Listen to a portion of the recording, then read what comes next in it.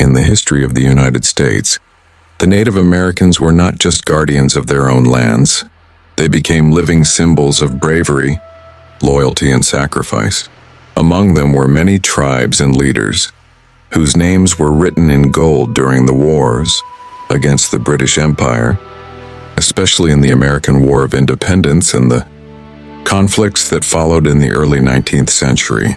This story is about those warriors, their families, and their people.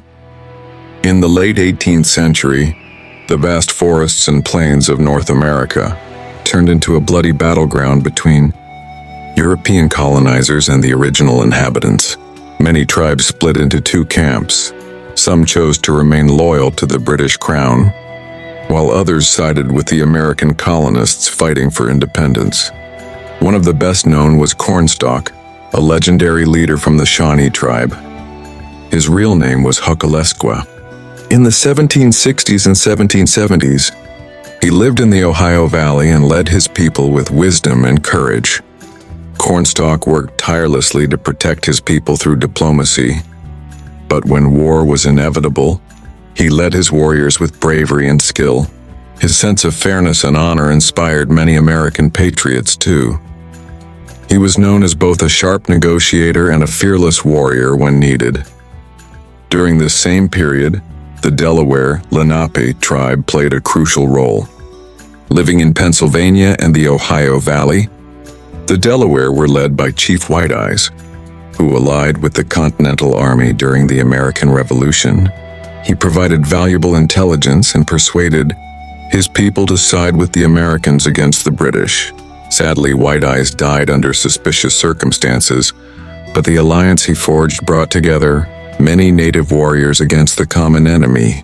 As the fight for independence entered its decisive years, more and more brave leaders and scouts rose to protect their land and people. One of these was Joseph Brant, Thayendanegea of the Mohawk tribe. Though he mostly fought for the British, at times he negotiated with the Americans to protect his people's interests. His battlefield tactics and silver tongue rallied hundreds of warriors and taught others the power of unity and diplomacy. Years later, in the early 19th century, the War of 1812 gave birth to another legendary leader, Tecumseh of the Shawnee. Tecumseh dreamed of uniting all tribes into one powerful confederacy to resist the U.S. expansion. He allied with the British Army to defend native lands. Tecumseh's idea was simple yet powerful: unity above all else. With his brother Tenskwatawa, known as the Prophet, he called on tribes to return to their traditions and reject the settlers' ways. Tecumseh died in 1813 at the Battle of the Thames River, fighting bravely until his last breath. Though he fell, his vision of freedom inspired generations. Even today, many native children hear his name as a symbol of what it means to protect land and identity at all costs. After Tecumseh's death, his dream did not die with him. His name became a symbol of resistance against colonial power. Across native villages, elders would tell children, "Be like Tecumseh, stand for your land." During the War of 1812, many tribes still fought alongside the British Empire. For them, this alliance was a way to resist the growing power of the United States. Among these tribes were the Potawatomi, whose warriors played a key role in helping British forces attack frontier forts and slow down American advances. One of the well-known Potawatomi leaders was Shibona. He first fought side by side with Tecumseh. Then after Tecumseh's fall, he gathered his tribe and supported British raids against American positions. Later in life, he signed treaties with the Americans to secure peace for his people. But until his death, he told his grandchildren, "Never sell your land, no matter what." Another legendary figure from this time was Black Hawk, chief of the Sauk. Although he never formally joined the British Army, Black Hawk sought support from the British and French, hoping to protect his tribe from forced removal. In 1832, the Black Hawk War broke out, one of the last major native uprisings east of the Mississippi River. In his autobiography, Black Hawk wrote, "I trusted the British to help us keep our land. But in the end, I learned the only true shield is your courage and loyalty to your people." These words inspired countless young warriors to keep fighting for their identity. These stories show how Native bravery shaped history. As the U.S. military grew stronger, tribes were pushed further and further west. But some never surrendered. The Seminoles of Florida are a striking example. They too put hope in British promises and weapons during earlier conflicts. Although the British were not officially at war with America by the time of the Second Seminole War, the Seminoles used leftover British arms and tactics to resist the U.S. Army. One of their greatest heroes was Osceola.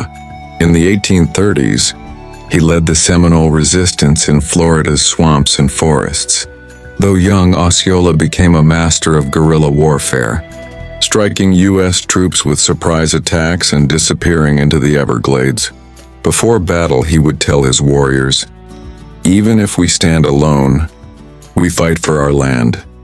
His words were more powerful than any treaty or gun.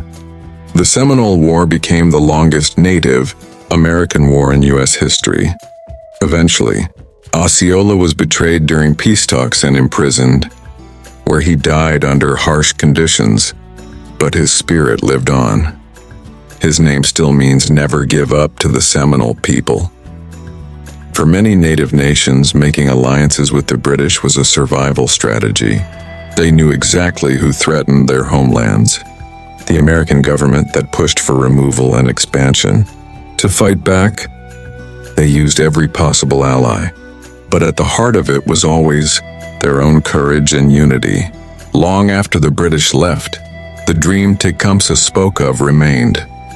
When forced removals came, like the tragic Trail of Tears, in the 1830s, thousands of Cherokee, Choctaw, Creek, and Seminole were driven from their homes. Along the way, countless warriors secretly fought to protect their families, sometimes clashing with U.S. troops, sometimes hiding in the forests to lead the people to safer ground. One Cherokee leader, John Ross, didn't fight with a rifle but with words. He believed unity was the strongest weapon. His motto was simple: "We have no hope but to stand together." That lesson still echoes in Cherokee communities today. After the Seminole Wars, Native resistance never truly died out. On the vast Great Plains, new warriors carried the same spirit that Tecumseh, Osceola, and Black Hawk had shown. Although these tribes did not fight directly alongside the British, their courage was part of the same long struggle against the expanding American government. Among the Plains tribes, the Lakota Sioux stood out for their bravery and unity. Two legendary names shine brightest: Sitting Bull and Crazy Horse. They did not trust any empire. They trusted only their people, their horses, and their land. Sitting Bull was a wise chief, a medicine man, and a visionary leader. His prophecies inspired the Lakota to resist and never submit. In 1876, at the Battle of the Little Bighorn, Sitting Bull and Crazy Horse led a coalition of Lakota and Cheyenne warriors against General Custer's army. The result? One of the greatest Native victories in American history. Crazy Horse was famous not only for his skill in battle, but for his humility. He refused to be photographed or used as a symbol for other people's profit. His only goal was freedom for his people. Many Lakota still say, Crazy Horse was Tecumseh's spirit reborn on the plains. But heroism did not end with the last arrows and rifles. Some Native leaders realized that courage was also about preserving culture under relentless pressure to erase it. Tenskwatawa, Tecumseh's brother, is remembered for showing that true strength is not just in weapons but in spiritual resistance. He told his people, never forget who you are. Never follow the white man's ways. Stay true to your own. This prophecy spread through countless villages, even when the British promises faded and the American Government forced removal after removal. These words stayed alive. Unity and tradition are weapons too. Generations later, Native warriors fought for the very same United States that once pushed their ancestors from their homelands, but they did it with pride, carrying the spirit of Tecumseh and Sitting Bull inside them. In World War I, Choctaw soldiers used their language to create secret battlefield codes, baffling enemy spies. In World War II, the famous Navajo code talkers carried that same legacy forward. Their unbreakable codes helped win battles across the Pacific. Many of these soldiers said before leaving home, "I am from Tecumseh's land. I fight for my people's honor." Today, memorials and statues across North America remind us of the native heroes who once made the forests, rivers, and plains roar with war cries of freedom. They were never fighting for empire or conquest. They were fighting for home. From Cornstalk to White Eyes, Tecumseh to Osceola, Black Hawk to Sitting Bull, they all shared one message: protect your people, stand for your land, and never forget who you are. Their legacy lives on in Native communities and powwows, in young people learning their ancestral languages, and in the stories elders pass down beside the fire.